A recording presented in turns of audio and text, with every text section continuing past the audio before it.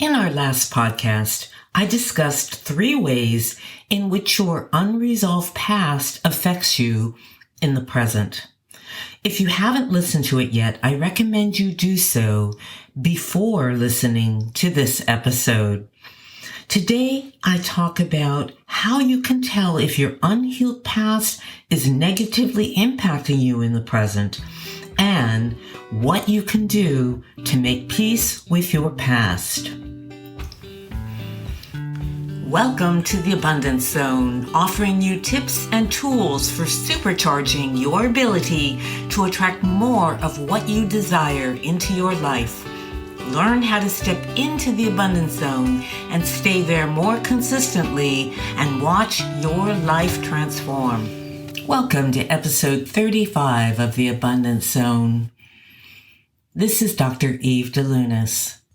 I started this podcast because I love helping people to live more abundant lives. And over the course of my life, with 40 plus years of experience being a psychotherapist, I've discovered many methods that are very helpful for individuals in creating more abundance in their life, in raising their vibrations and living healthier and happier lives.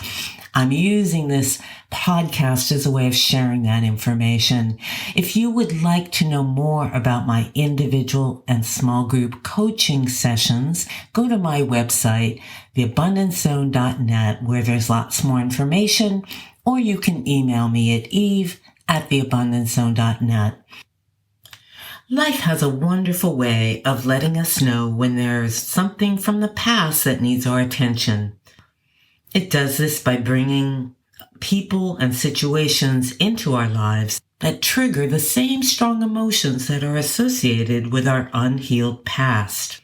So a good way to recognize if there is something from the past calling for your attention is to step back and look at the big picture of your relationships and your life. What are the themes? What are the recurring patterns? Are there certain unpleasant feelings that frequently get activated within you? Feelings of being a failure, not good enough, unworthy, unlovable, hopeless, or inferior in some way? Or perhaps feelings of guilt or shame, fear, or sadness?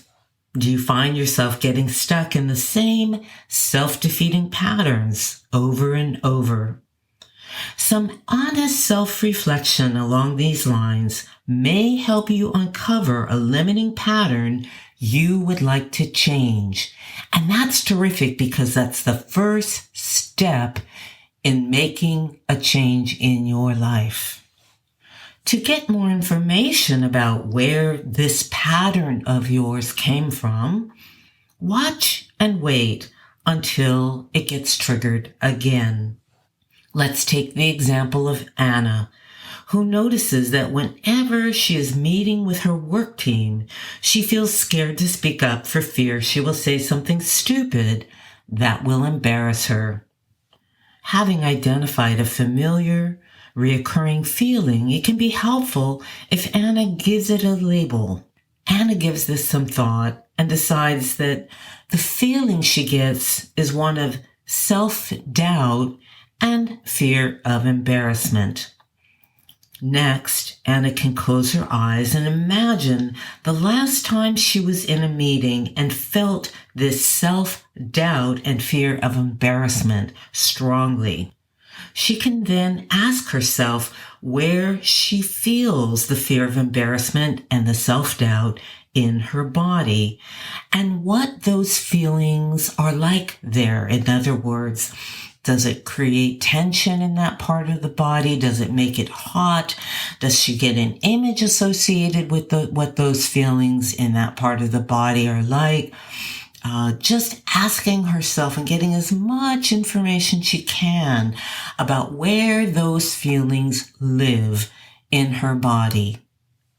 Next, Anna can ask her inner being to show her the first time or an important time she felt the same feelings in her body.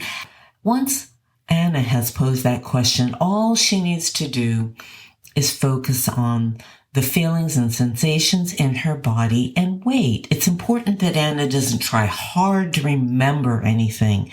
That's not the pathway to uncovering this information, which is generally stored in the subconscious. In Anna's case, as is true for many of us, she has a number of memories pop up, things that she hadn't exactly forgotten, but she kind of pushed away because they were unpleasant for her. First of all, Anna remembers being teased relentlessly by her older siblings, but the teasing went a little too far in some cases and was very hurtful to her. She also remembered giving a book report during the 3rd grade and having other students begin to laugh at her because of the way she pronounced certain words, since English was not Anna's first language. She felt humiliated and very hurt in this situation. So these were 2 examples of situations in which Anna, as a child, as a small child, felt very hurt. She felt very embarrassed. She felt very ashamed because other people were laughing at her and making fun of her, whether it was her classmates or her older siblings. All right, continuing to move on with Anna's situation, which is an example for you of how you work with these kinds of things. Anna can then imagine her present-day self going back to the painful event from her past, each painful event from her past, both the times when her siblings are relentlessly teasing her and the time in class when she's giving the book report. And the key is not for her to relive these painful events, but for her to connect with her younger self and provide her younger self with love and support and understanding, to acknowledge how her younger self is feeling and to help her younger self see the situation from the perspective of her older self. So again, this is the key, having her bring to mind these earlier life events that were very painful to her, having her older self, her present day self, pretend to step into those scenes, not reliving those scenes, but allowing her older self to nurture her younger self, to provide her younger self with love and support and encouragement and assistance and guidance during those moments, and come to some kind of resolution within herself about those scenes and events by sharing a higher perspective, the perspective of her present day self, and understanding what was happening and why, helping her process it from a new place, a place of greater wisdom and higher understanding. Now, doing this process is a powerful way to make peace with your past and to transform your present. Doing this can deactivate the emotional charge so you no longer have the emotional trigger in the present situation.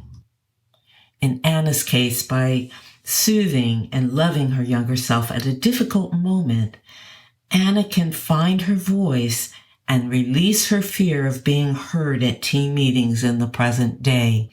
That's how it works.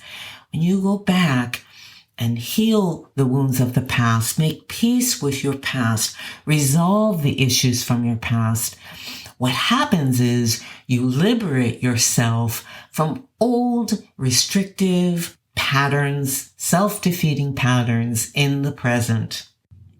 And you raise your vibration so that you can step into the abundance zone.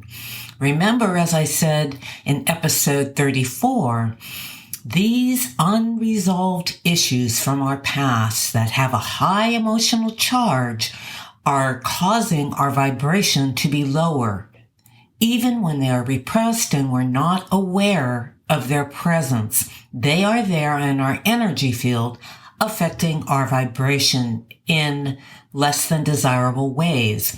So when you go back and heal the past, not only do you liberate yourself in the present to change old restrictive patterns, limiting patterns, but you also instantly raise your vibration. Healing these wounds from the past also helps improve your health, because until they are healed, these emotions are in your energy field and in your body, and over time, they begin to cause disease. So it's very important that we become aware of them and we release them. If you want more detailed information about how to do this, I suggest you get a copy of my book, New Science, New Brain, New You, which gives you step-by-step instructions in how to heal unresolved issues from your past. For more information, you can go to my website, theabundancezone.net, and then click on book. Also on my website, you can find information about my individual and small group coaching sessions. Thank you so much for tuning in to this episode of The Abundance Zone. Wishing you a beautiful week. Bye.